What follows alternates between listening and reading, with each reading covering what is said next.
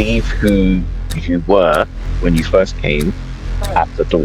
So who you were when you came into the school is definitely not who you will be if you leave that school. The guys who I was in class with, they were always 2, 3 years ahead. A lot of them knew that they were going to take over their parents' business from the age of 10. I was just conditioned to believe that I was always destined for greatness and that I was destined to be very wealthy. I still can't tell you step by step why, but private school probably have something to do with it because I was around kids like that. In the Nigerian culture and context, your teacher's right. Even if he's wrong, he's right. You almost have to suppress your critical thinking sometimes in order to appease the environment. We get these letters that we take home to our parents that says by the third term, these students will transition from wearing school uniform to business suits. They were preparing you for the world of work, even though you were going into your A-levels. Welcome, Joshua, to The Education Effect, episode 4.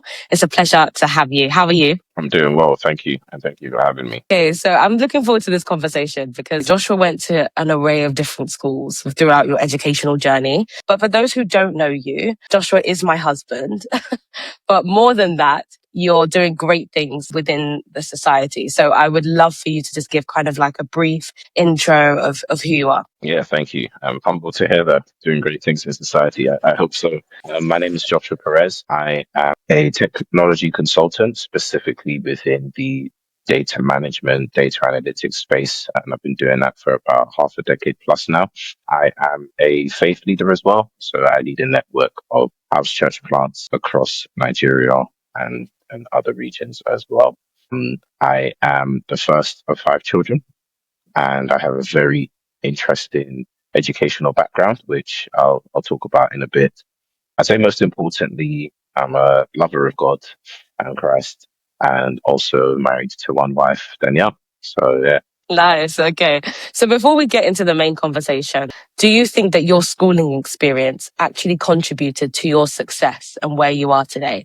Yes or no? I would say yes. Nice. Yeah, Can you I think it did. high level touch on why? Okay.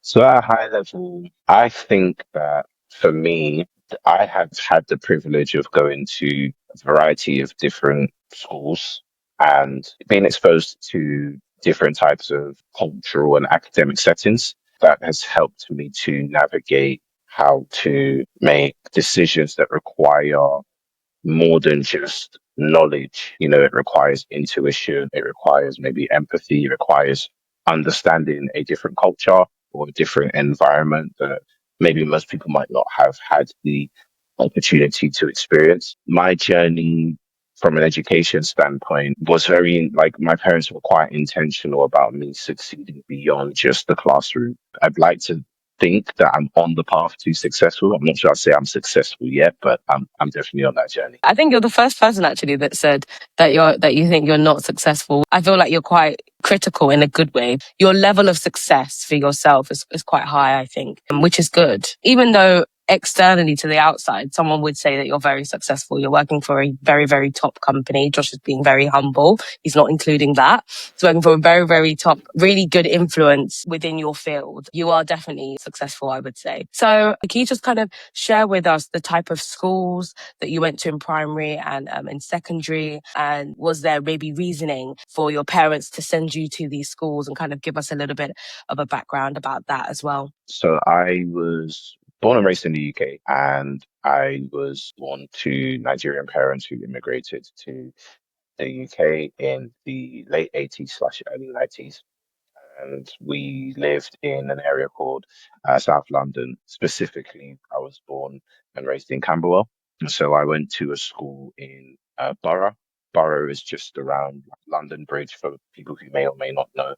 So I went to a private primary school after having done private nursery. So I joined this private primary school in reception, and I was there from reception all the way to year 6. Some interesting things about that environment was that the school was led by Nigerians. They were leading and raising a young generation of predominantly Black Afro-Caribbean students in their teaching environment. So my first exposure to anything academic that I can recall was students looking like me and coming from similar backgrounds to me, which typically isn't the case in primary schools, at least in the UK at that time. So from that, I moved to a completely different environment. I moved from Camberwell to a school in Clapham Junction towards the London Victoria axis. And I was there for just a year. But again, it was a private Christian school. So I could see the trajectory and the path that my parents was trying to lead me on.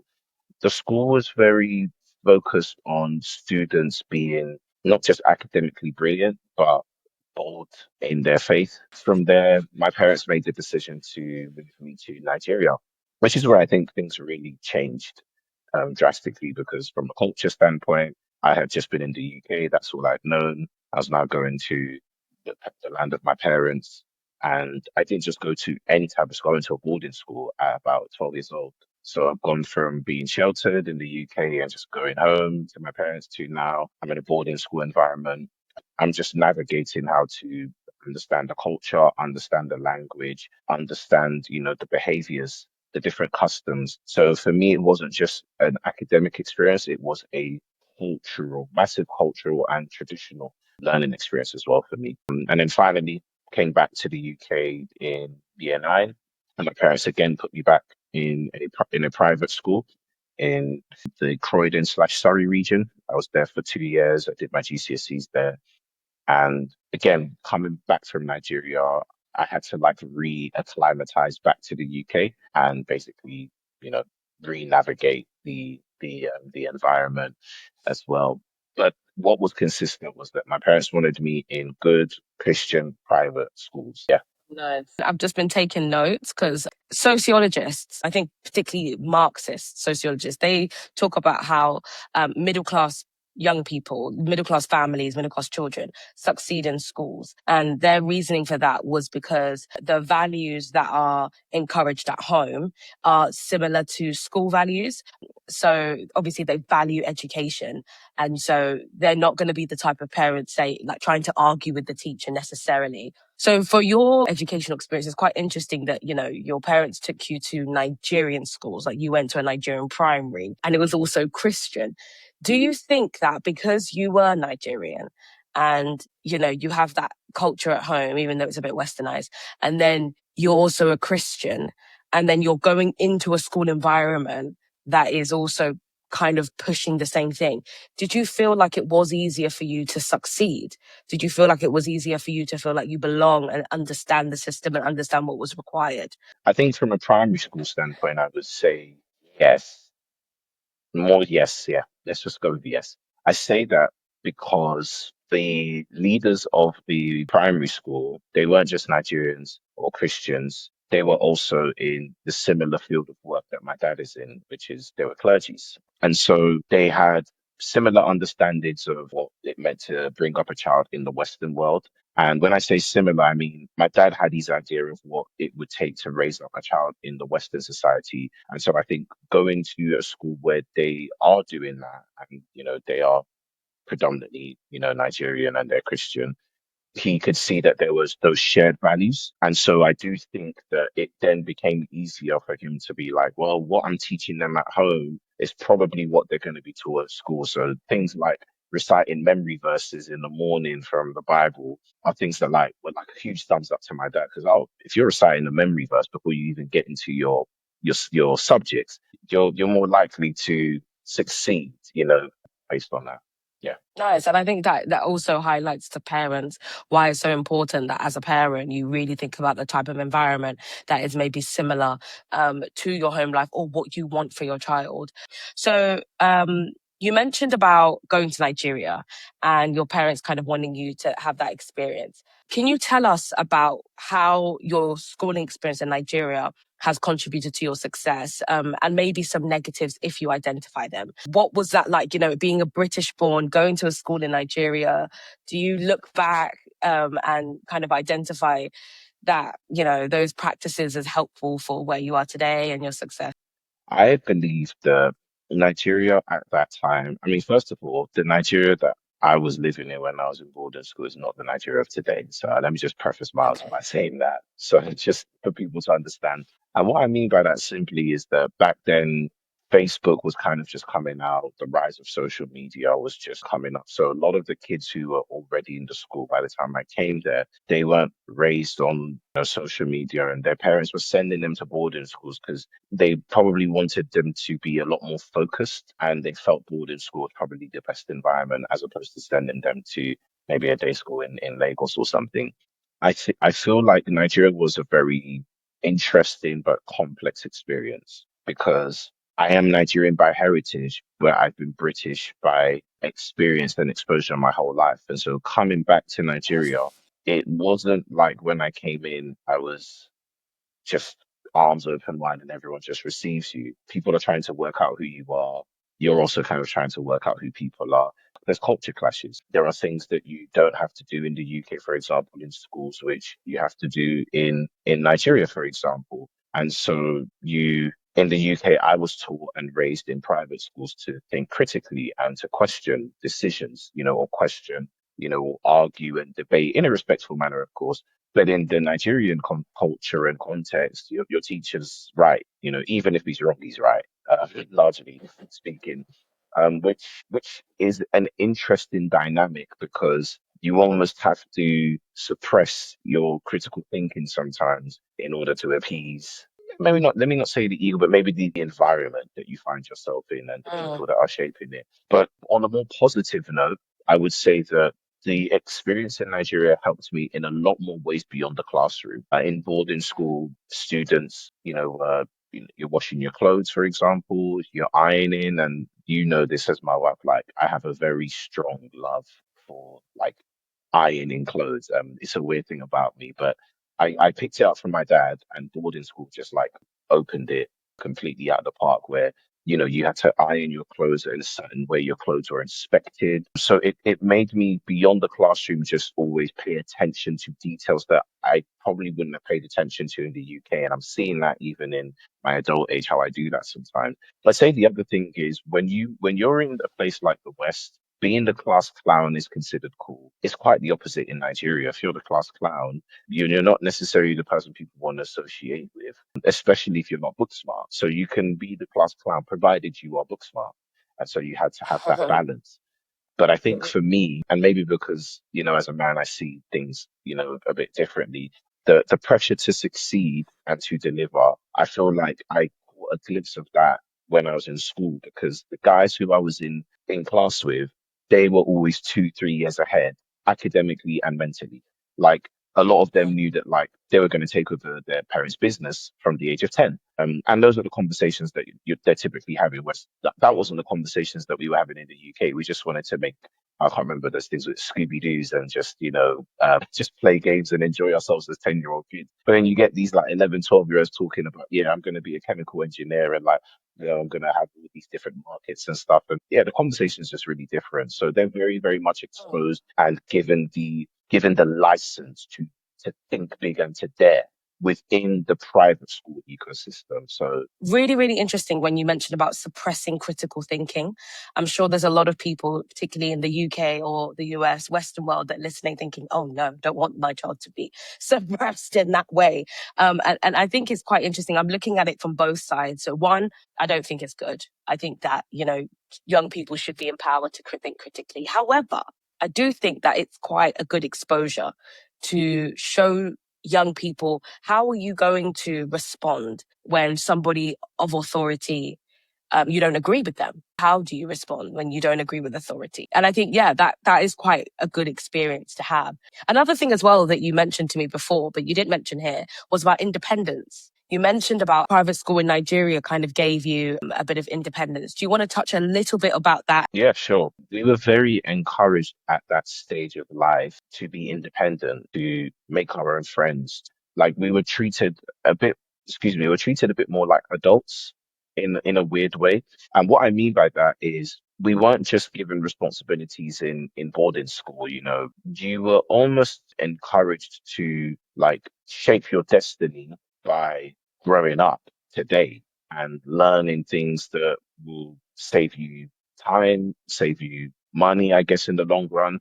And I think that that was one thing that I really did appreciate from the Nigeria experience. It was seeing young people who they knew what independence was. They knew their boundaries. They knew where it crossed from independence to rebellion. But for me personally, in the UK, I don't think, I could be wrong, but at that time, I didn't really feel like independence for children between the ages of 10 to 12 was strongly encouraged through the schooling system. Whereas in Nigeria, it's the opposite way around. Like in primary school, they're prepping you for independence. By the time you get to secondary school, you're almost completely independent. And I think that that has probably played a role in, my life's experience and journey where, I feel like I had to grow up very, very quickly. And I think my schooling experience actually shaped my understanding and application of independence as a very young person. Tell us a little bit, because this is the school that you actually, the private school in the UK. This is the same one that Jerry went to. Can you tell us how you feel that that schooling experience had contributed to your success? So yeah, big shout out to Jerry. Jerry and I went to this next school together. And interestingly, I came back from Nigeria like the the half term before he joined. So I come back, and then the next term in year 10, Jerry came back from Nigeria. And so we were both fresh from Nigeria. And it was interesting just kind of seeing someone who came from a similar background navigating the same background with you in real time. And I think that actually contributed to the bond that we have today because we both now live in different parts of the world. But more specifically, I would say that this school was quite interesting. Of all the private schools that I went to, this one taught me, I'll list maybe just four things for time. It taught me four key things. Number one, it taught me the power of networking. The school that Jerry and I were at was not just a school that required you to get good grades. That was important, but it required you to almost leave who you were when you first came at the door. So who you were when you came into the school is definitely not who you will be if you leave that school, on the condition that you take full advantage of everything that environment has to offer you. You had students from all over the world. We had students from China, students from Japan, students from Russia, students from Nigeria, students from Australia, students from France, students from Turkey, students from Bahrain. So we had almost all continents represented in one environment. And that does something to you when in the place where you spend most of your time as a young person, you are now actually tapping into a powerful cultural experience and network of people from different backgrounds all over the world. And a lot of their parents are well to do as well. So they're putting them in this environment also for the same reasons as well, because there's good schools in China and Japan that are sending them to the UK because they believe in education and the power of networking. That's number one. Number two, really quickly, I would say the second thing that this school really did open my eyes to was the importance of perceived value. And what I mean by that is fact is important, but perception is also important as well. When you are in an environment where you are taught to see yourself as something better, and it's not just, permeated in the academics, it's in every other facet, it does something to the way that you think. And I'll just give a quick example. When we eventually reached year 11, at the start of the term, we get these letters that we take home to our parents that says by the third term, these students will transition from wearing the school uniform to business suits. And it was compulsory. You needed to start wearing suits. And it's a tradition in the school I'm in that from year 11, third term, as we get to the end of GCSE, you start wearing suits. They were preparing you for the world of work, even though you were going into your A levels. So we were perceiving ourselves as leaders just simply by changing the way that we dress, changing the way how we spoke. We had like a sit down with my English teacher, who happened to be the deputy head, who said, from next week or 2 weeks' time, you all are going to be wearing suits. You will be the leaders of this school. So the way that you talk, the way that you speak, the way you conduct yourself is more important now. And they were teaching us the value of just the way that we, appear. And you could see that everyone really went out to make sure that they looked really good. Number three, I'd say the other thing that the school taught me was the importance of trying many different things. So we had lots of extra curricular activities, especially after school, from football to CCF to MUN, which was like a massive debate club. The debate club, for example, was a very good path into international politics and relations and, going into politics and government. And so we saw that like a lot of students who participated in the MUN, for example, ended up joining, the UK Youth Parliament, and now they're working in some sort of government or politics. So those extracurricular activities were actually pathways into certain careers. Lastly, is academic excellence. Each year, we had a list of students on a massive blackboard in the Great Hall in our assembly, and it listed the universities that they went to. 85% of the students that did A level in our school went to Russell Group unis. And for those who don't know, Russell Group unis are simply, I think, 24 of the best universities in the UK. So you saw University of Oxford and you saw the name of the student when they were at Royal Russell and when they left. University of Cambridge, University College London, etc., etc. And so when you come into the hall every day and you're seeing all those names of those types of universities, it does something to the way that you think. You start to aspire, like, oh, okay, I would like to go to an Oxford or Cambridge. And Oxford and Cambridge wasn't even really a conversation in my house like that per se. It was like, you get into a good uni, great. Probably my dad wanted me to go to one of those unis. But just seeing it every day, it started getting me to explore what would it take for me to get into an Oxford or Cambridge. And so, yeah, I think those are the key things that I would say really shaped my experience at that school. If you're enjoying this conversation so far, then don't forget to give this video a thumbs up. Make sure to comment your thoughts below and please subscribe. And don't forget to click that notification bell so that you're reminded every single Thursday for a new upload.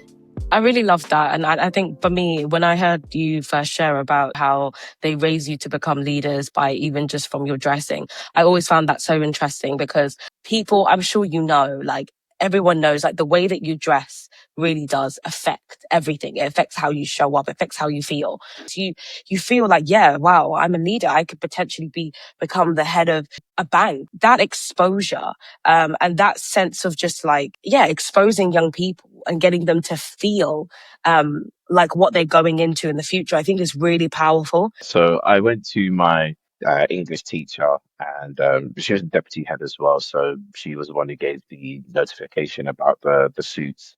And I said to her, "Oh, is there a guide on, how we dress? In terms of like, where do we get these clothes? Like, as in, my dad wears suits. I knew where to get suits, but I didn't think I was going to wear the type of suits my dad was wearing because I'm not his age." And so she said something very interesting. She was like, choose from Clark's or Russell and Bromley. Trousers, waistcoats, and blazers you can get from M&S or you can get from TM Lewin or something. She said shirts from Marks and Spencer's and tie from TM Lewin or something like that. Like she said it like you were singing a song. So I've not said it in the way she said it, but it's like she sang the song. Like the way she said it, I think I was more mesmerized at how it just came out than Naturally, even yeah. just the fact that she answered it. Yeah. And for me, I think it showed that like for me, the first thing I was thinking is, wow, how does she even know this? Like, but it was more just the fact that like they think about this so deeply that even when a student came to ask them about where do I get this, they knew exactly where to point us. And for me, I thought, why did she point me in those directions? And then it just dawned on me that, well, if I can afford to be in this school, I can probably afford to get those clothes from those places, or so it seems. And so, yeah, that was Certainly. interesting to hear. And I think also like it shows that you're dressing as a language.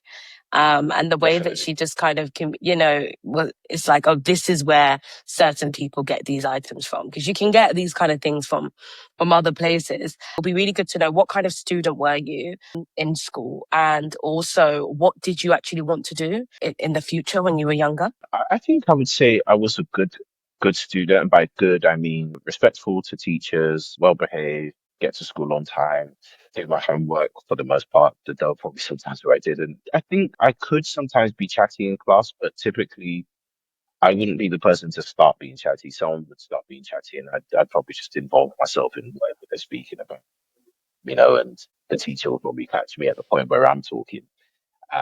But by the time I got to Nigeria, it changed. I was very well behaved. And also, as well, for me, growing up, I never really knew what I wanted to do. I just knew that I wanted to be highly successful and financially free to make whatever decisions I wanted to make. I think I knew that from young. And I think because I was in the private school system and I was listening to insane conversations from very young, from both adults and young people alike, I was just conditioned to believe that I was always destined for greatness and that I was destined to be very wealthy.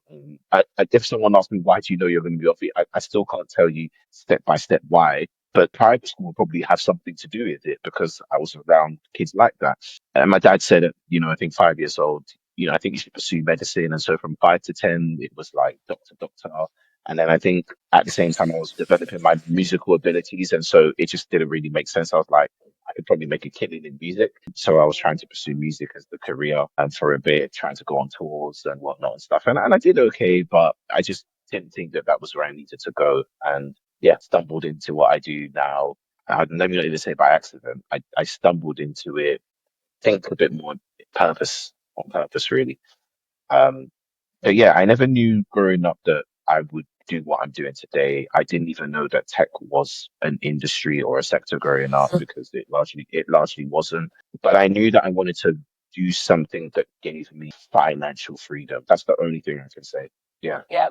Do you feel that if you had had some sort of exposure to like careers at a younger age, maybe done like a personality test at a younger age and realized, oh, that you're quite analytical, you're quite this, and these are the kind of jobs that you can potentially go into. Do you think that that would have really helped you and just kind of guide you a bit on maybe earlier? I would say that let's even say from secondary, if from secondary we had careers fairs that exposed me to tech in the way that I know it now, I think I would have been open to explore it. But then at the same time, I think back then when you said you were in tech, people looked at you a bit neaky or nerdy. So I might have overlooked it as well and been like, nah, I'm not trying to be a neat. But at the same time, like I said, for me, financial freedom was the goal. And so if there was an area of tech that stood out to me, that I think my skill set matched or could potentially match, I think I would have explored it. I would have probably done something more computer science related or something more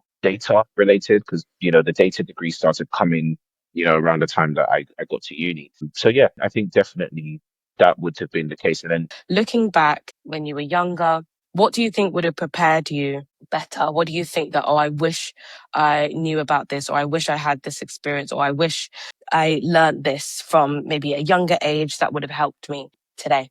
let me preface by saying I think my parents did an amazing job to send me to private school for so many years. It's not an easy thing to do, especially when you're a first generation immigrant into the UK. Like, they did very, very well. And I'm super, super grateful to them for the rest of my life for that. I would say though that like if I was maybe exposed to certain extracurricular activities, not just in school, but outside of school. I think that that might have helped shape some of the paths I would have taken. And I say that because I noticed that the kids in my school didn't just do well in school or arts and craft. They were exposed outside of school, had clubs that their parents were part of. They, went swimming every week.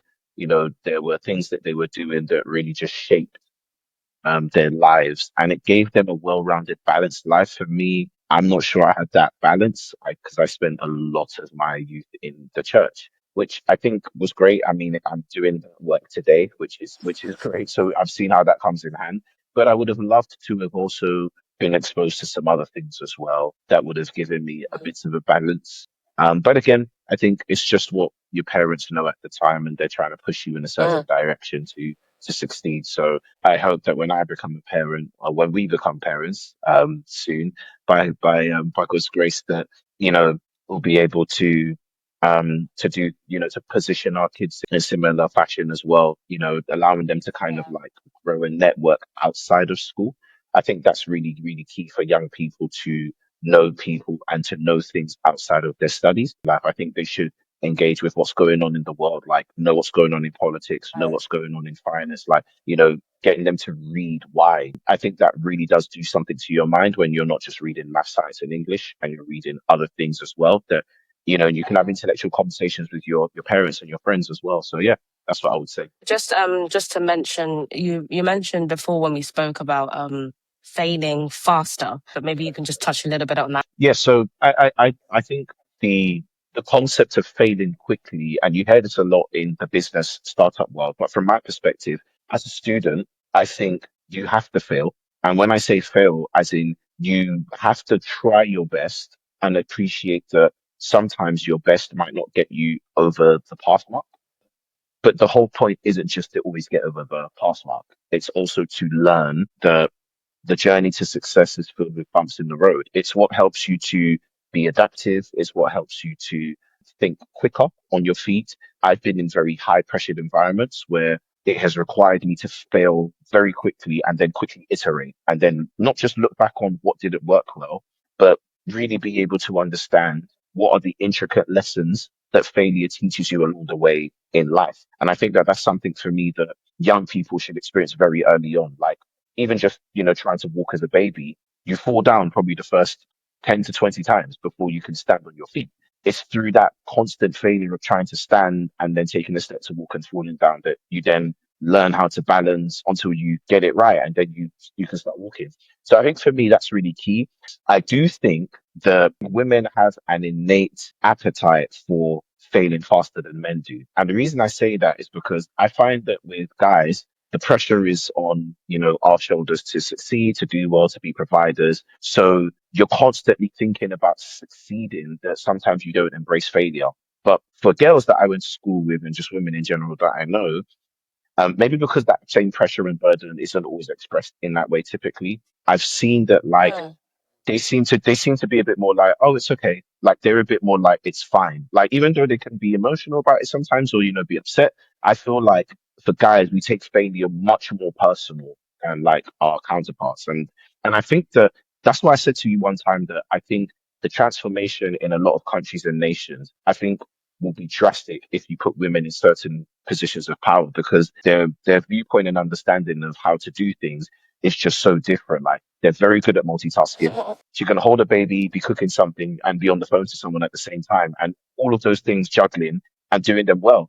But they're not afraid if something goes wrong with one of those things and have to slow down and pay attention. Whereas like for guys, a lot of the time we just are driven to succeed, and so we don't want to hear the term failure. We don't want to have discussions on failure at all. It's no, I have to succeed, I have to succeed, I have to succeed. And how many times have you heard guys say things like "I can't fail, I can't fail," like they rest on my shoulders to succeed and put themselves under immense pressure. And I think that's also linked to some of their, academic and maybe educational backgrounds. Maybe a guy didn't do well in school, and so his pressure on him in life is to try and correct wrong from school, and he uses the rest of his life to try and correct that wrong. So yeah, that's what I think in regards to the whole failing fast thing. Wow.